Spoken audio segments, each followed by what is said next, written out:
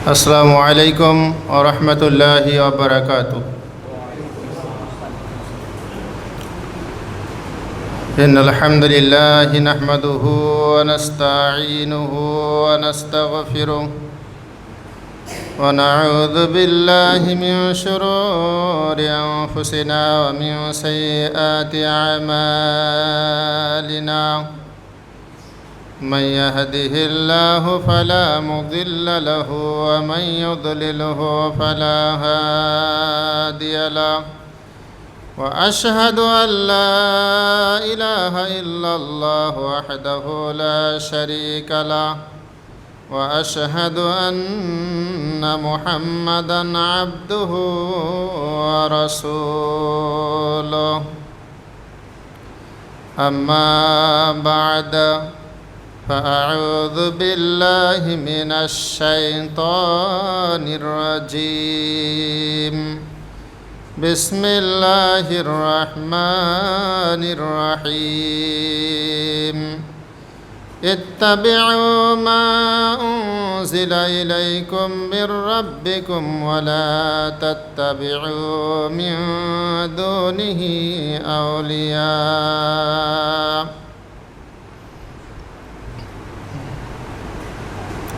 উপস্থিত সম্মানীয় শ্রোতামণ্ডলী ও পর্দার আড়ালের মা ও ভগ্নীগণ, আমি আপনাদের সামনে সূরা আরাফের 3 নম্বর আয়াত তেলাওয়াত করেছি। সেটাকে সামনে রেখে আমার আজকের বিষয়বস্তু জান্নাতি দলের বৈশিষ্ট্য কি বা বৈশিষ্ট্যসমূহ, এই সম্পর্কে কিছু কথা বা কিছু আলোচনা করব ইনশাআল্লাহ। ওয়া তাওফীক ইল্লা বিল্লাহ।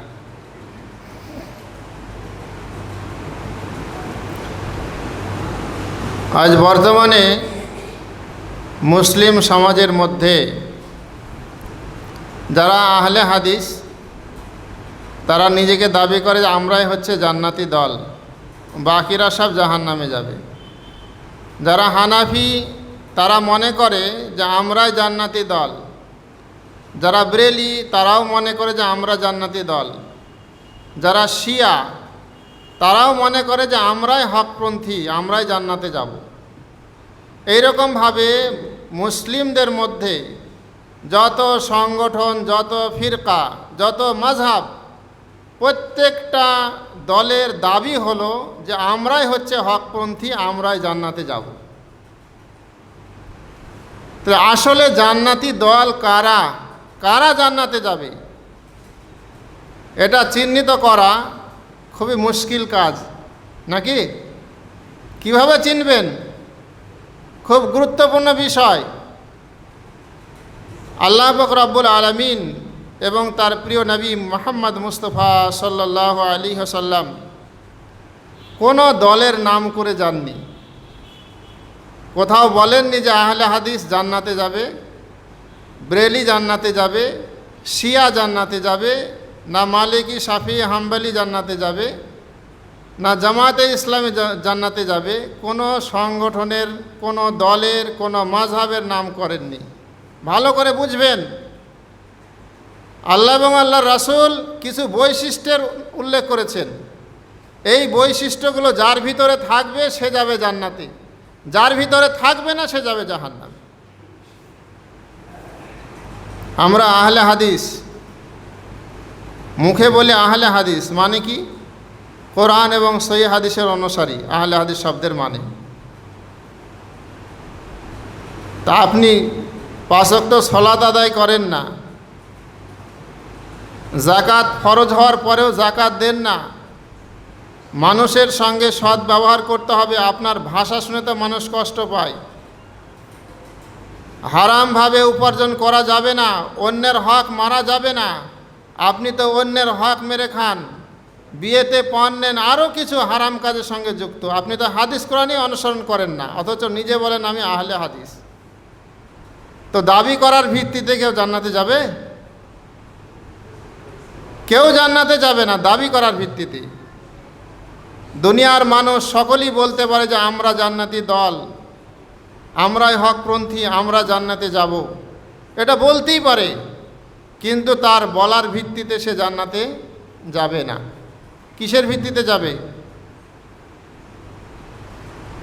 মূলত 5টা বৈশিষ্ট্যের কথা উল্লেখ করা হয়েছে কোরআন এবং সহিহ হাদিস। ভালোভাবে যদি আপনি মন্থন করেন, ঘাটাঘাটি করেন, 5টা বৈশিষ্ট্যর কথা উল্লেখ করা হয়েছে। এই 5টা বৈশিষ্ট্য যাদের মধ্যে থাকবে তারা জান্নাতে যাবে, আর যাদের ভিতরে থাকবে না তারা জান্নাতে যাবে না। এইবার আপনাদেরকে বলি, সেই 5টা বৈশিষ্ট্য কি কি খুব সংক্ষিপ্ত আকারে আপনাদের সামনে তুলে ধরার চেষ্টা করব, এবং যাদের ভিতরে এই বৈশিষ্ট্য নাই আমরা প্রত্যেকে চেষ্টা করব এই 5টা বৈশিষ্ট্য যেন আমাদের মধ্যে থাকে। তাই তো নাকি? আপনারা জান্নাতে যেতে চান না চান না? যদি যেতে চান তাহলে অবশ্যই চেষ্টা করতে হবে এই 5টা বৈশিষ্ট্য আমাদের মধ্যে থাকার।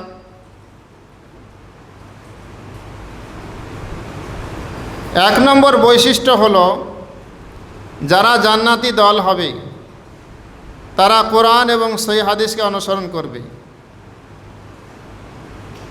কোরআন এবং সহিহ সুন্নাহর মোকাবেলায় কোনো ব্যক্তিগত মতকে প্রাধান্য দিবে না। কি বললাম?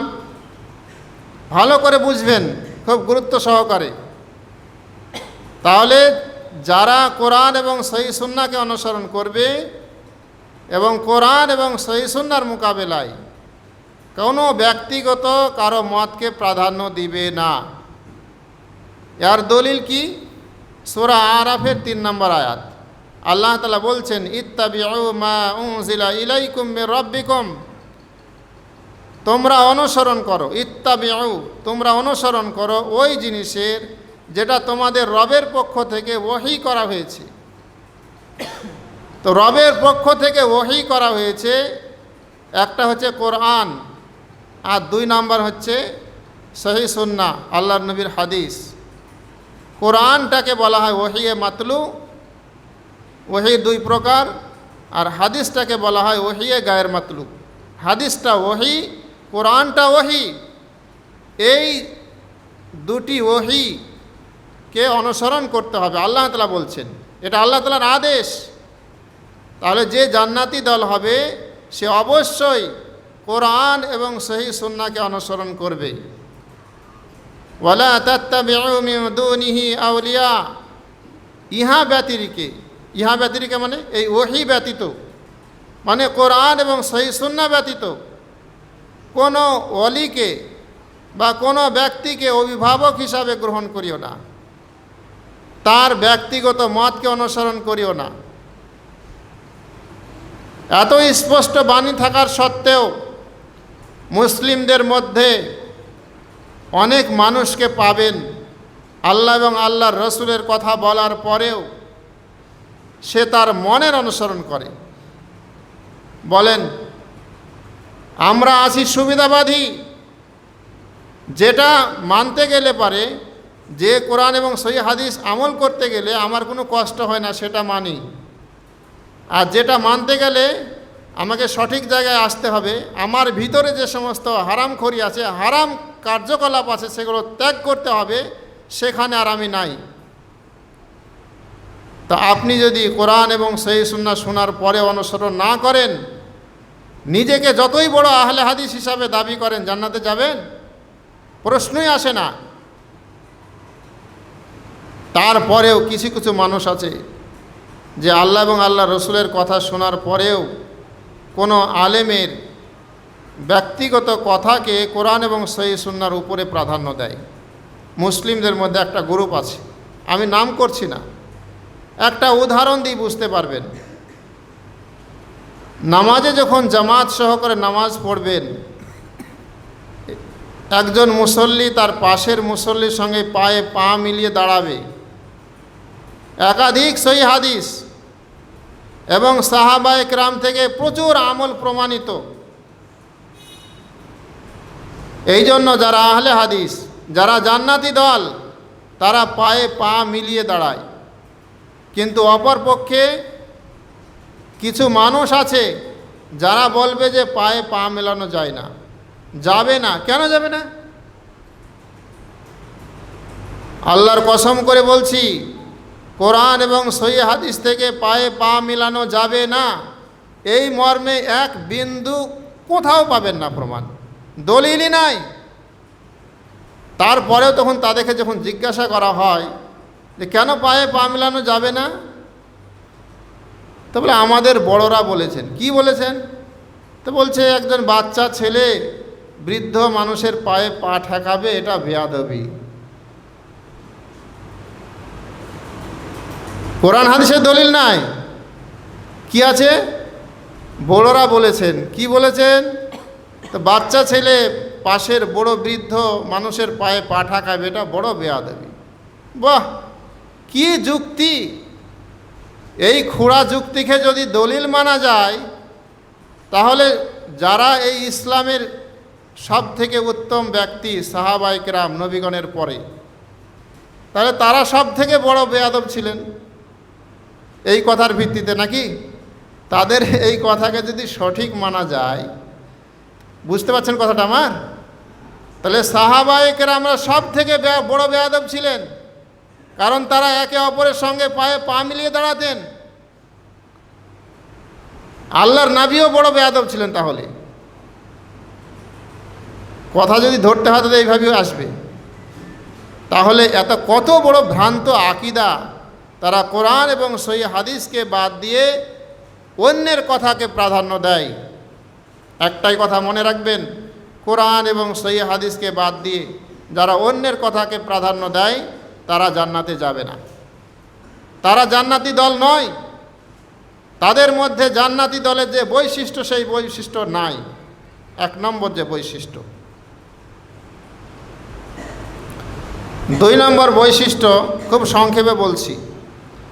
2 নম্বর বৈশিষ্ট্য, যারা জান্নাতি দল হবে তারা সাহাবায়ে কেরামকে অনুসরণ করবে, সাহাবায়ে কেরামের পথকে অনুসরণ করবে।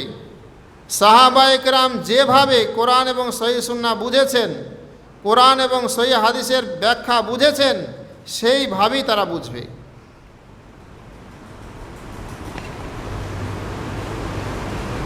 এর দলিল কি? আপনারা তো আহলে হাদিস, দলিল না বললে আবার মানবেন না। এর দলিল কি? আল্লাহর নবী সাল্লাল্লাহু আলাইহি সাল্লাম বলছেন, সাতাফতারিকু উম্মতি আলা 73 ফিরকাতান কুল্লুহা ফিন্নার ইল্লা ফিরকাতান ওয়াহিদাতান। কিলা মান হিয়া ইয়া রাসূলুল্লাহ? ক্বালা মান কানা আলা মিথলি মা আনা আলাইহি ওয়া আসহাবি। আল্লাহর নবী সাল্লাল্লাহু আলাইহি সাল্লাম বলছেন, আমার উম্মত 73 দলে বিভক্ত হবে। প্রত্যেকটা দল জাহান্নামে যাবে, একটা দল ব্যতীত। এই কথা বলার পরে কার মধ্যে প্রশ্ন জাগবে না যে সেই জান্নাতি দলটা কারা? প্রশ্নটা জাগবে না, জাগবে না? তো আল্লাহর নবীকেও প্রশ্ন করা হয়েছিল, কিলা মান হিয়া ইয়া রাসূলুল্লাহ? হে আল্লাহর নবী, ওই জান্নাতি দলটা কারা? তো আল্লাহর নবী উত্তর দিচ্ছেন, মান কানা আলা মিথলি মা আনা আলাইহি ওয়া আসহাবি।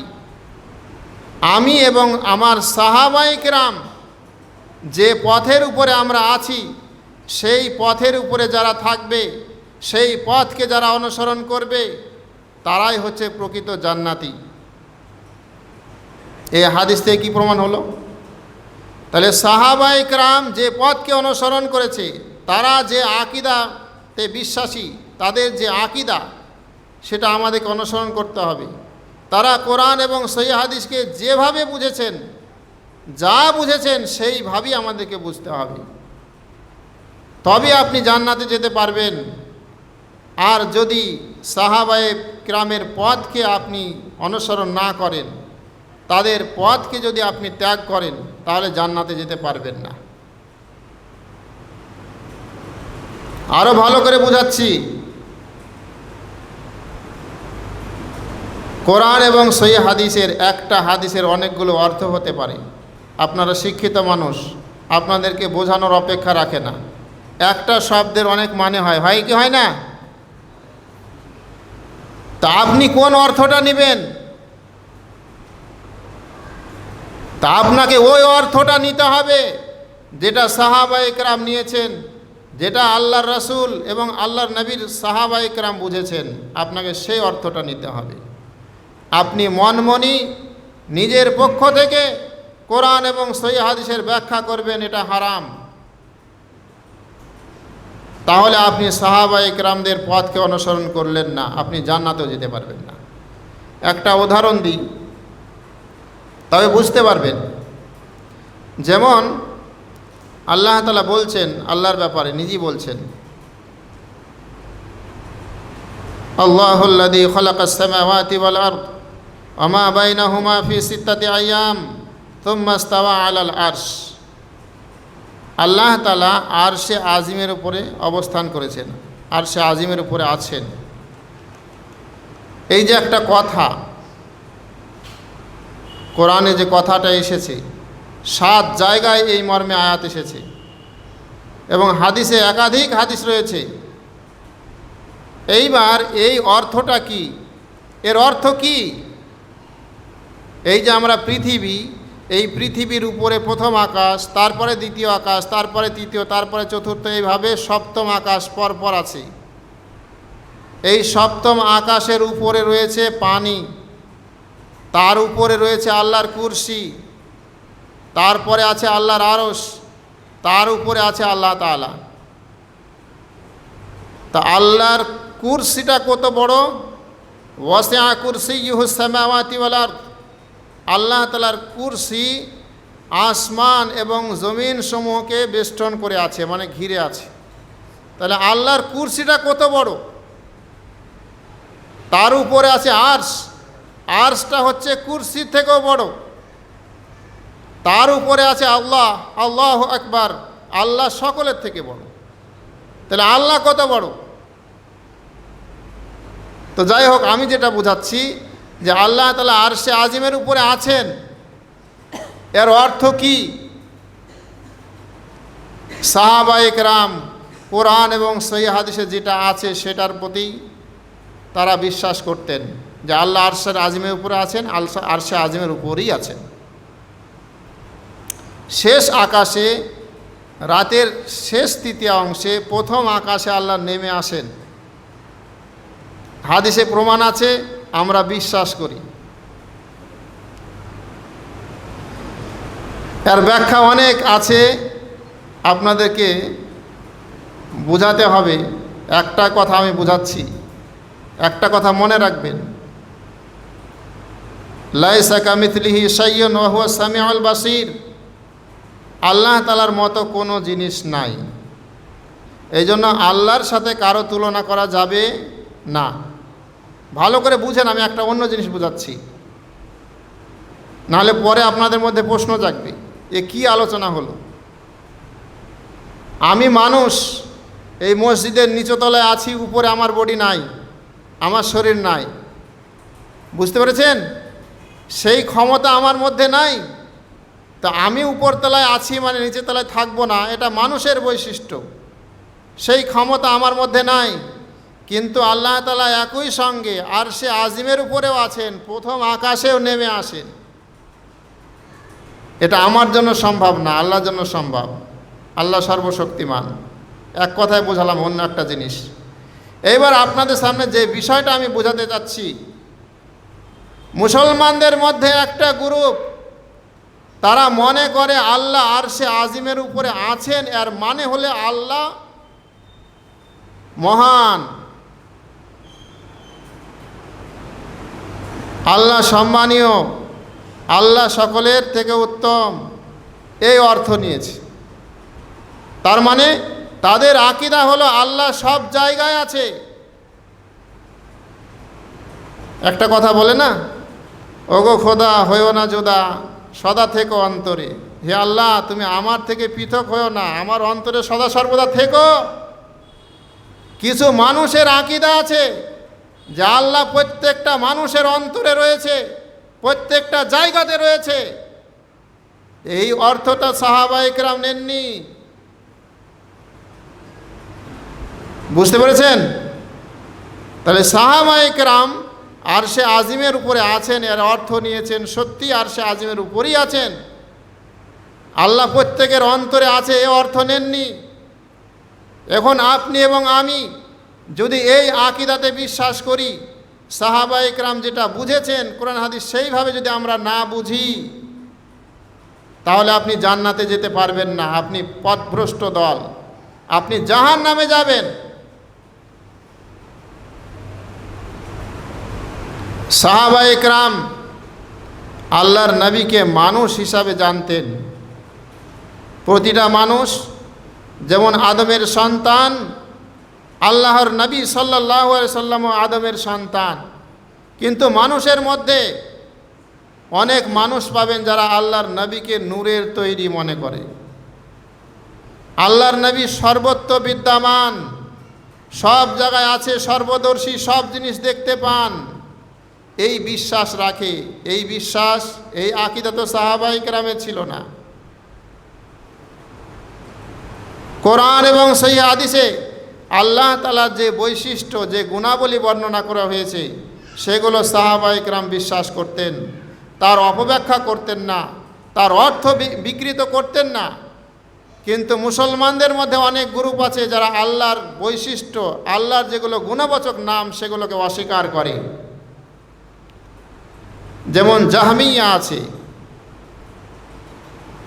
মুআতাজিলা আছে, এরা আল্লাহর বৈশিষ্ট্যকে অস্বীকার করে, মানে না।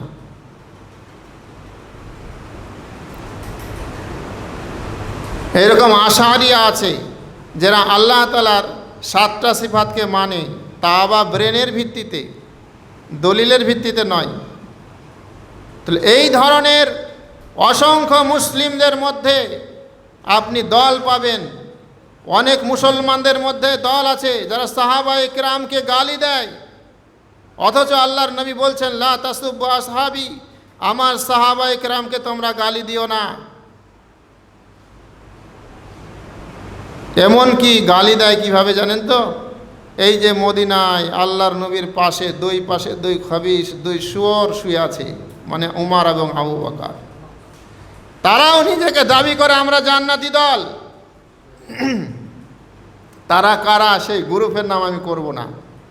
আমি একটাই বুঝাচ্ছি যে সাহাবায়ে কেরামদের পথকে যে অনুসরণ করবে না, সাহাবায়ে কেরাম কোরআন এবং সহিহ হাদিসকে যেভাবে বুঝেছেন সেইভাবে যদি আপনি না বুঝে থাকেন, তাহলে আপনি জান্নাতে যেতে পারবেন না। অসংখ্য আয়াত আছে, দলিল আছে, সমস্ত হাদিস এবং দলিল পেশ করা এখন সম্ভব নয়। এই মর্মে অনেক হাদিস আছে। আল্লাহ তাআলা বলছেন ফাইন আমানু বিমিথলি মা আমানতুম বিহি ফাকাদ ইহতাদাউ, যদি তারা ঈমান আনে তোমাদের মতো, তাহলে তারা হেদায়েত পেয়ে গেছে।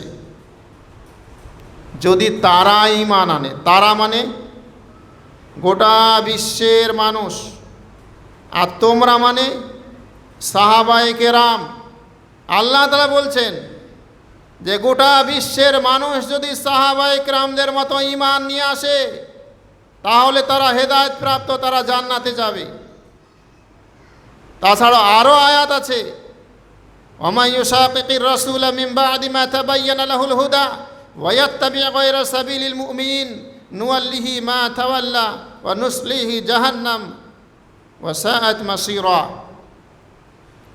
যে ব্যক্তি আল্লাহর রাসূলের বিরুদ্ধে আচরণ করলো, তার কাছে স্পষ্ট হেদায়েত আসার পরেও এবং মুমিনদের রাস্তাকে ছাড়া অন্য রাস্তা অনুসন্ধান করলো, তো আল্লাহর নবী যখন বেঁচে ছিলেন তখন মুমিন কারা ছিল? আমাকে উত্তর দেন, কারা ছিল মুমিন? সাহাবায়ে কেরাম। তাহলে যারা সাহাবায়ে কেরামদের পথকে ছেড়ে অন্য পথকে অনুসন্ধান করে, যারা আল্লাহ এবং আল্লাহর রাসূলের পথকে ছেড়ে অন্য পথকে অনুসন্ধান করে, আল্লাহ বলছেন তাকে জাহান্নামে নিক্ষেপ করব। তার জন্য জাহান্নাম খুবই নিকৃষ্ট জায়গা, ঠিকানা হবে। আমি এই পয়েন্টটা শেষ করছি। এক কথায় সাহাবায়ে কেরামদের পথকে অনুসরণ করতে হবে। সাহাবায়ে কেরাম কোরআন এবং সহিহ সুন্নাহ যেভাবে বুঝেছেন আমাদেরকে সেইভাবেই বুঝতে হবে।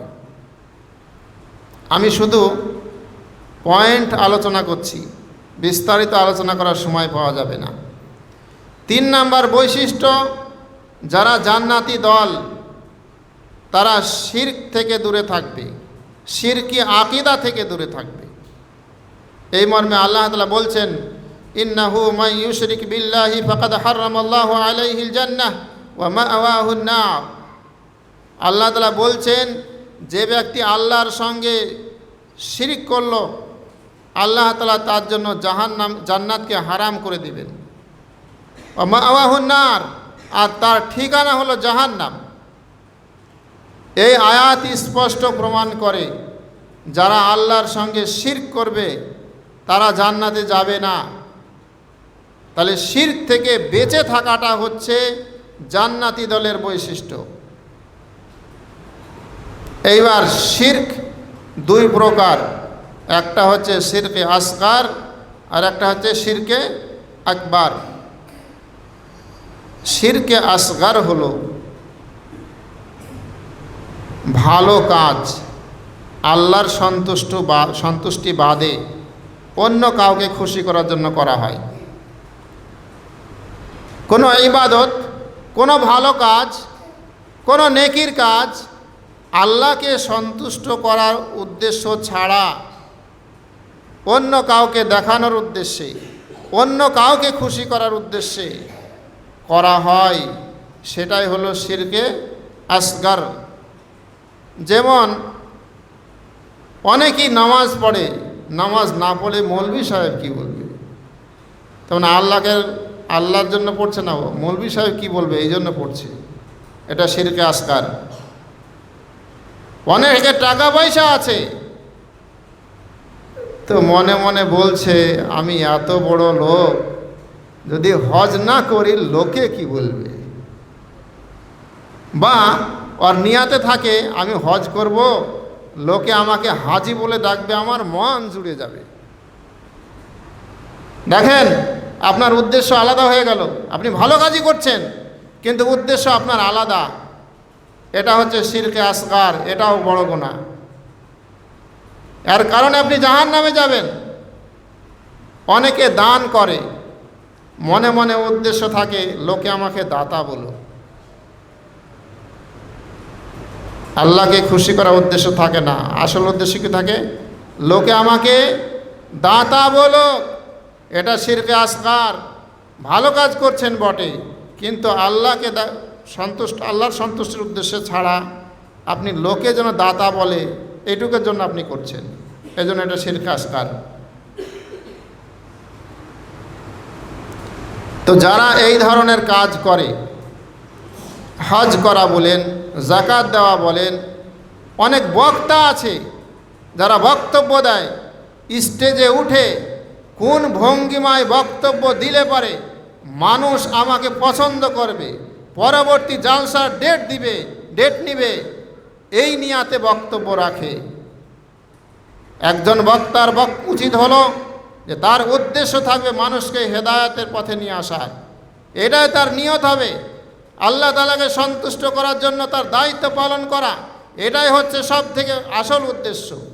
এটা না হয়ে যদি সে মনে করে আমি ভালো ভঙ্গিমায় কিভাবে বক্তব্য দিব, মানুষ আমার ডেট নিবে, আমার টাকা পয়সা হবে, এটা যদি উদ্দেশ্য থাকে তো ওই বক্তার বক্তব্য দেওয়াটা হচ্ছে শিরকে আসগার। নেকি হবে না, বরং পাপ হবে, যার কারণে জাহান্নামে যেতে হবে।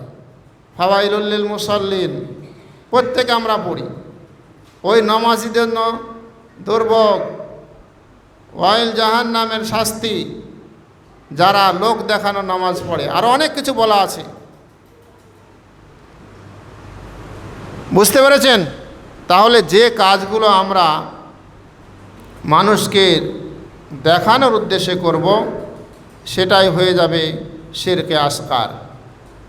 এবার শিরকে আকবার কোনগুলো? আল্লাহর যে নির্দিষ্ট গুণাবলী আছে সেই গুণাবলীতে অন্য কাউকে শরিক করা, অংশীদার স্থাপন করা, সেটাই হচ্ছে শিরকে আকবার, বড় শিরক। যেমন উদাহরণ দিই, আরোগ্যদাতাকে আল্লাহ তাআলা, তিনি মানুষকে অসুখ দেন, তিনি আরোগ্য দান করেন। এবার কোনো মানুষ গিয়ে যদি পীরের কবরে সাজদা করে বলে যে পীর বাবা আমার এই অসুখ হয়েছে, তুমি আমাকে ভালো করে দাও, এটা বড় শিরক। আপনার উচিত যে আরোগ্যদাতা একমাত্র আল্লাহ তাআলা, তার কাছে দোয়া করা। অনেক দেখবেন মানুষকে পীরের কবরে গিয়ে ঘোড়া মানার পরে খুব কান্নাকাটি করে, পীর বাবা গো আমার সন্তান হয়নি, 13 বছর পার হয়ে গেল, একটা সন্তান দিও। সন্তান দেওয়ার মালিককে আল্লাহ।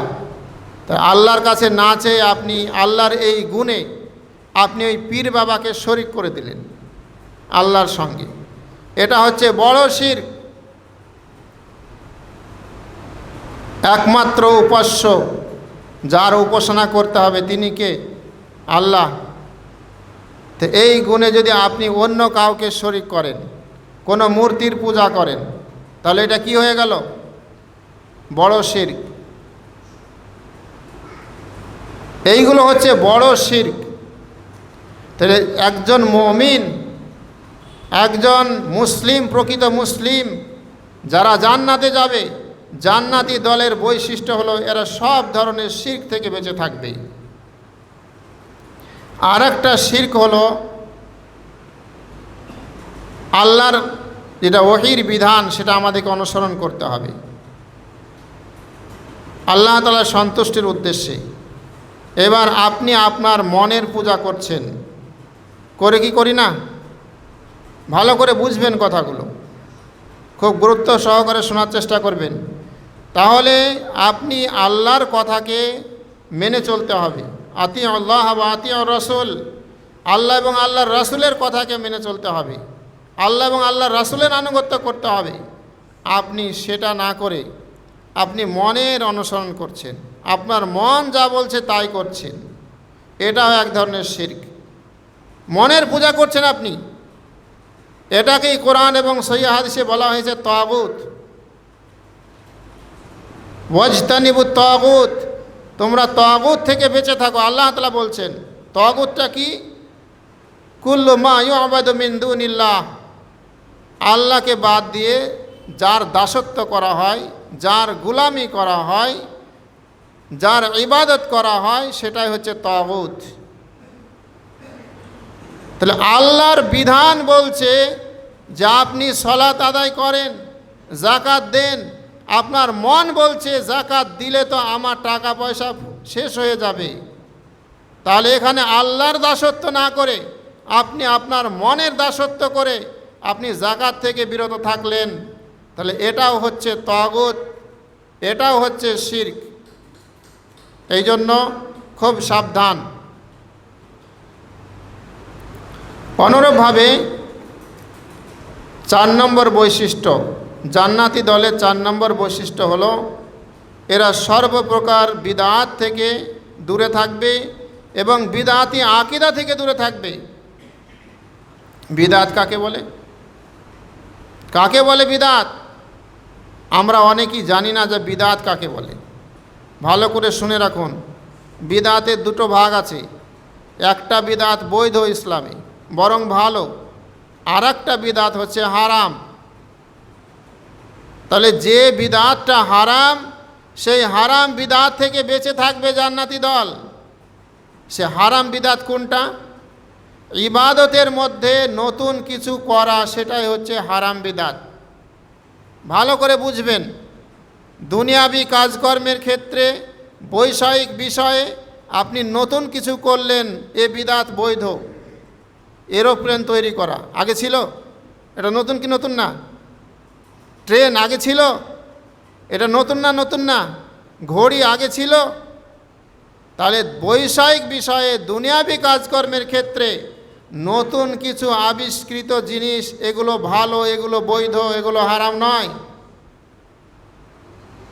তাহলে হারাম বিদআত কোনটা? বিদআত মানে হচ্ছে নব আবিষ্কৃত, যেটা নতুনভাবে তৈরি করা হয়েছে। হারাম কিসের মধ্যে? ইবাদতের মধ্যে। ভালো করে বুঝবেন, না বুঝতে পারলে পরে আপনি মাথা খারাপ হয়ে যাবে আপনার, এই জন্য বুঝার ব্যাপার আছে।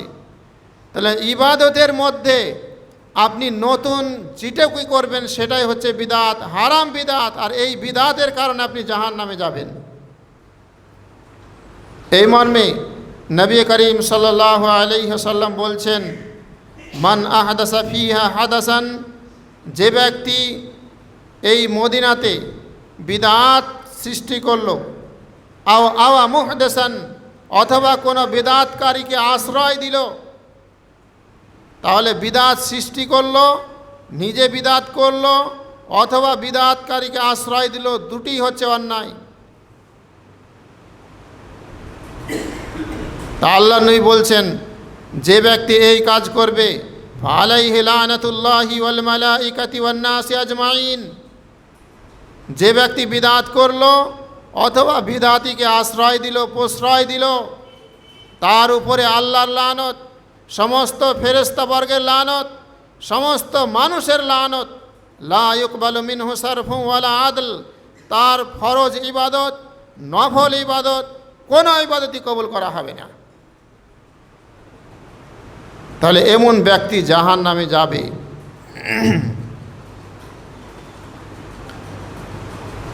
ভালো করে বুঝবেন, আমাদের মধ্যে কিছু মানুষ আছে যারা বলে, এই দুয়াই তো করছে ভালো কাজ, করলো তো কি হলো, আলেমদের কাজ শুধু বিদআত বিদআত বলে।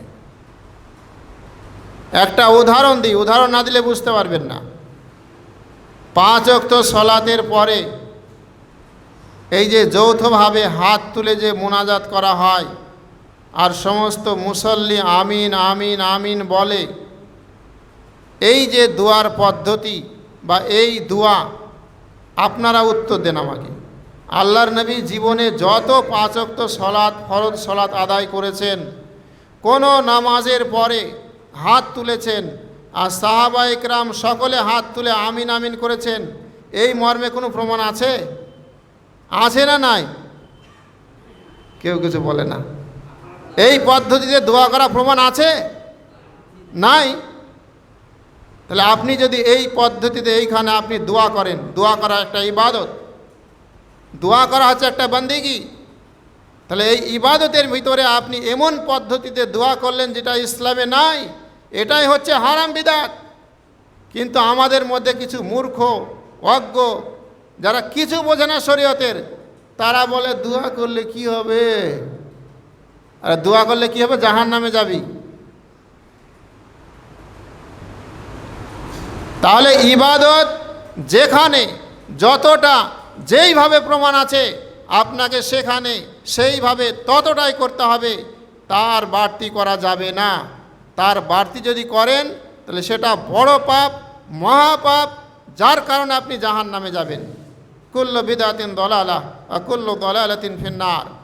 প্রত্যেকটা বিদআত হচ্ছে ভ্রষ্ট, আর প্রত্যেকটা পথভ্রষ্ট ব্যক্তির ঠিকানা হচ্ছে জাহান্নাম।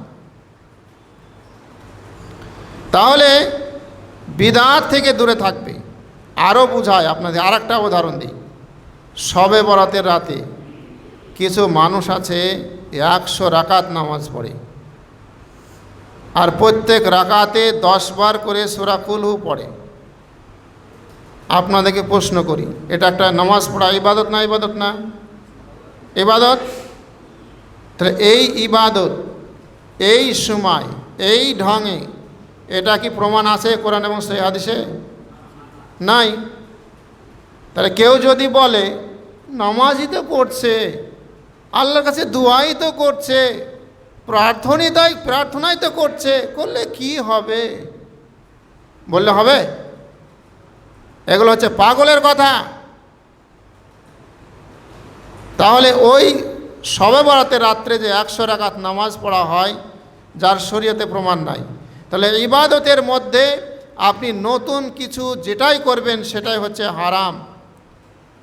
তাহলে যারা জান্নাতি দল হবে তারা বিদআত থেকে কঠোরভাবে দূরে থাকবে, এবং যারা বিদআতি তাদেরকে আশ্রয় দিবে না।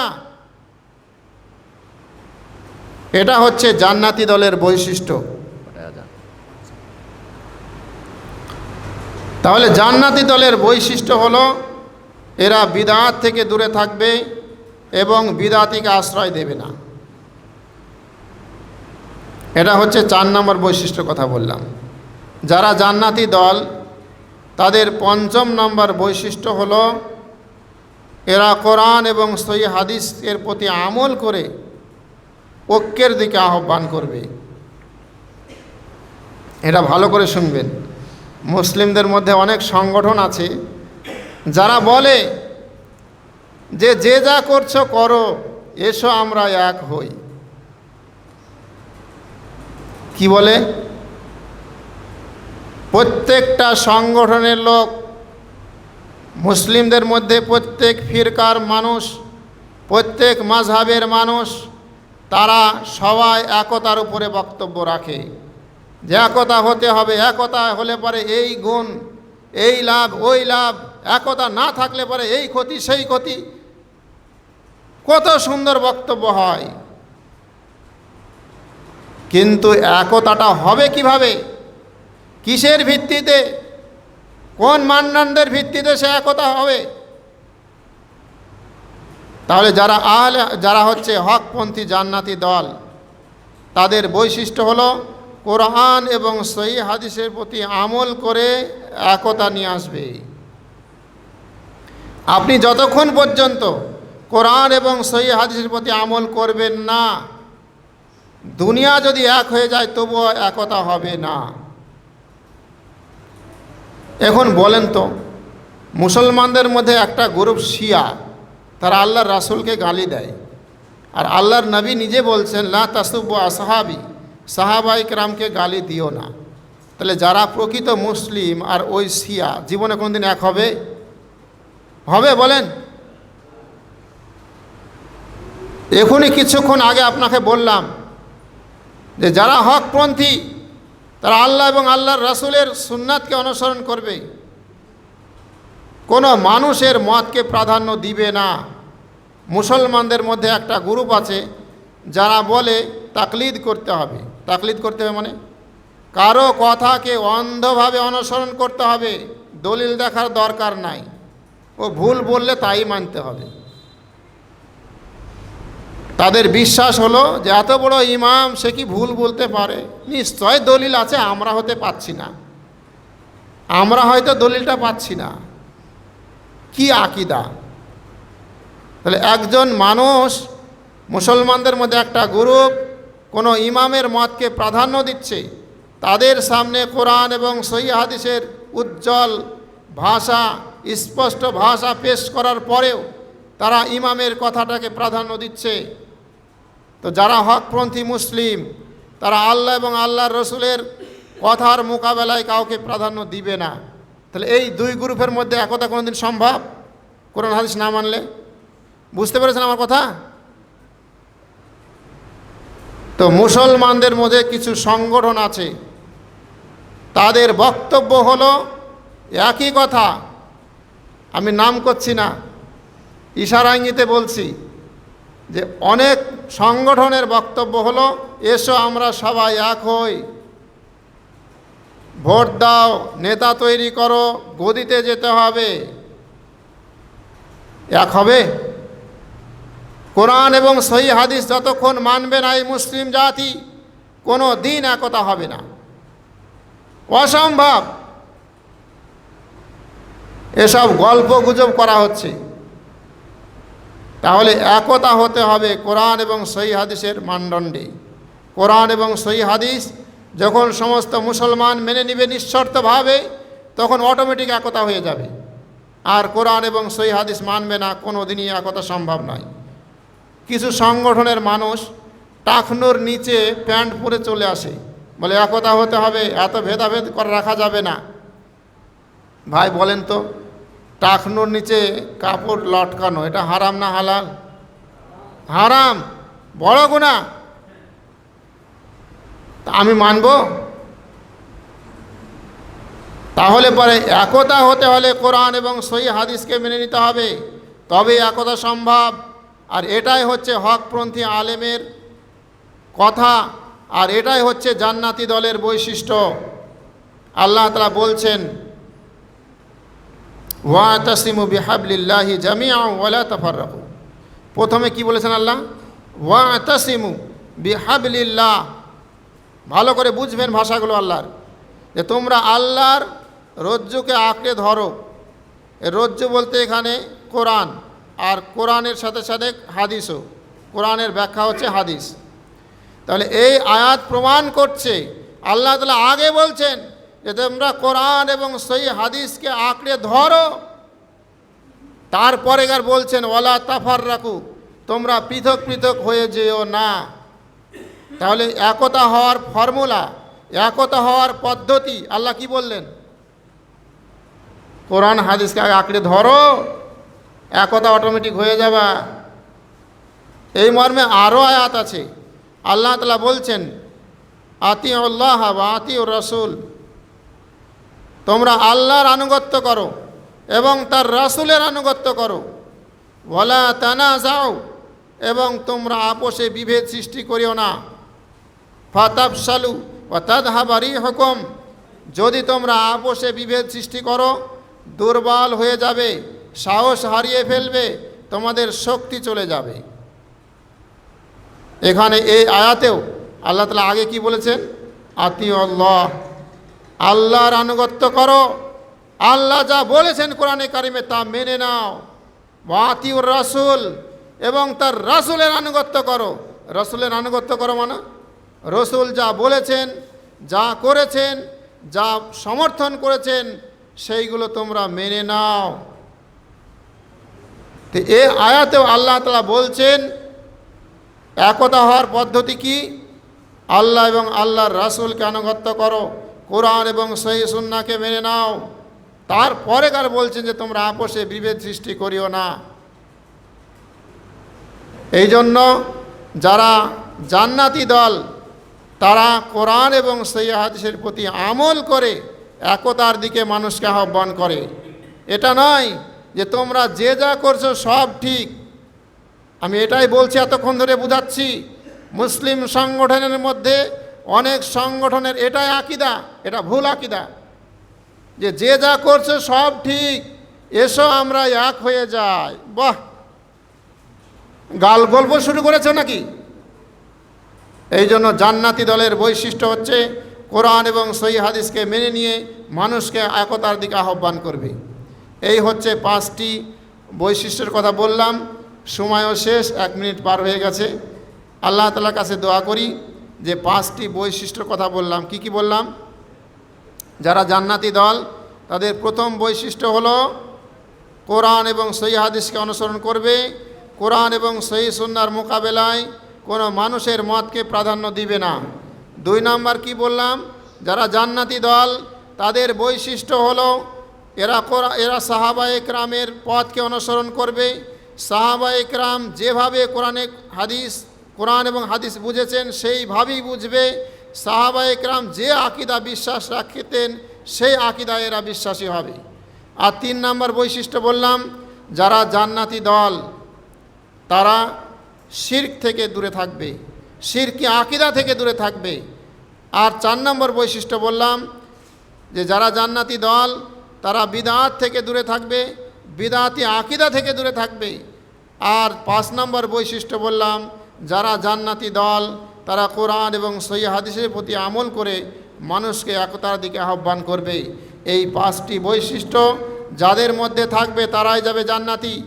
আর যদি এই বৈশিষ্ট্য না থাকে, আপনি আহলে হাদিস হন, হানাফি হন, শাফিঈ হন, চাহে বেরেলভী হন, শিয়া হন, যে নামেরই হোক না কেন, আপনি জান্নাতে যেতে পারবেন না।